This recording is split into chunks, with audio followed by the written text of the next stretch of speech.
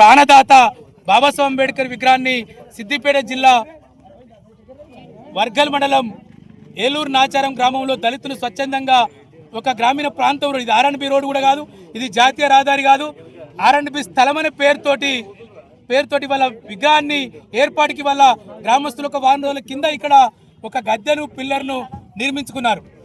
ఈ గద్దెను పిల్లర్ నిర్మించుకుంటే ఇక్కడ ఆర్ఎండ్బి అధికారులు ఇక్కడ దళితుల పైన మా ఆర్ఎండ్బి స్థలాన్ని ఆక్రమించారని చెప్పి పోలీసులకు తప్పుడు కంప్లైంట్ ఇచ్చి 14 మంది దళితుల మీద అక్రమంగా కేసులు నమోదు చేశారు.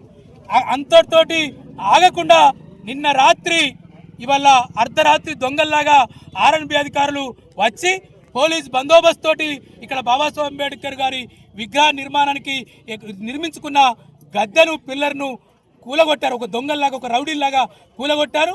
మేము దాన్ని ప్రతిఘటిస్తూ ఇవాళ గ్రామ దళిత సంఘాలుగా, గ్రామ దళితులుగా, బీసీలుగా, ఎస్సీ ఎస్టీ బీసీలుగా అందరం ఇవాళ ఒక్కటే ఇవాళ తిరిగి ఎక్కడైతే అర్ధరాత్రి దొంగల్లాగా, దౌర్జన్యాలుగా, దుండగులాగా చట్టానికి విరుద్ధంగా అర్ధరాత్రి కూలగొట్టారో చట్టాన్ని గౌరవిస్తూ, రాజ్యాంగాన్ని గౌరవిస్తూ పట్టపగలు ఇవాళ ఇక్కడ ఈ ప్రజల ఆధ్వర్యంలో తిరిగి ఈ గద్దెని ఇవాళ నిర్మించుకోవడం జరిగింది.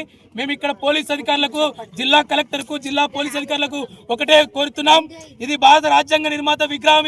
ఇది ఎవరో ఒక వ్యక్తిదో, ఒక నాయకుడిదో, ఒక రాజకీయ నాయకుడి విగ్రహం కాదు. ఇది దీని వెనుక రాజకీయాలు లేవు.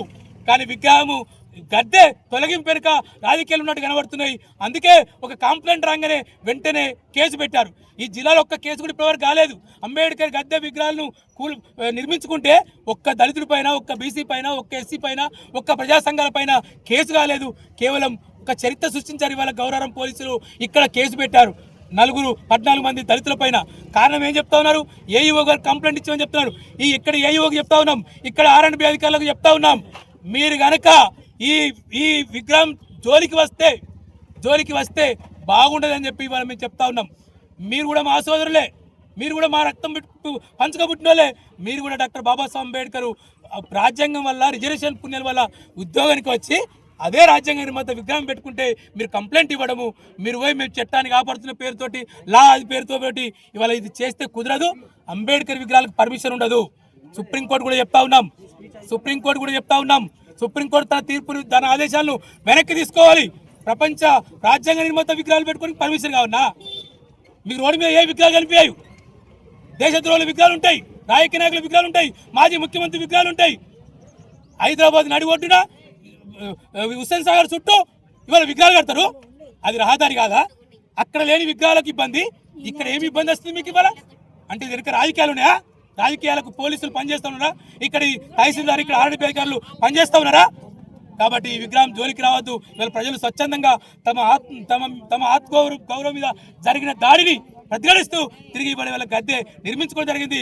బాబాసాహెబ్ చిత్రపటానికి పెట్టుకోవడం జరిగింది. మేమందరికీ చేతులెత్తి కోరుతా ఉన్నాం. ఇక్కడ పోలీసులకి, యంత్రాంగానికి దీని జోలికి రాకండి.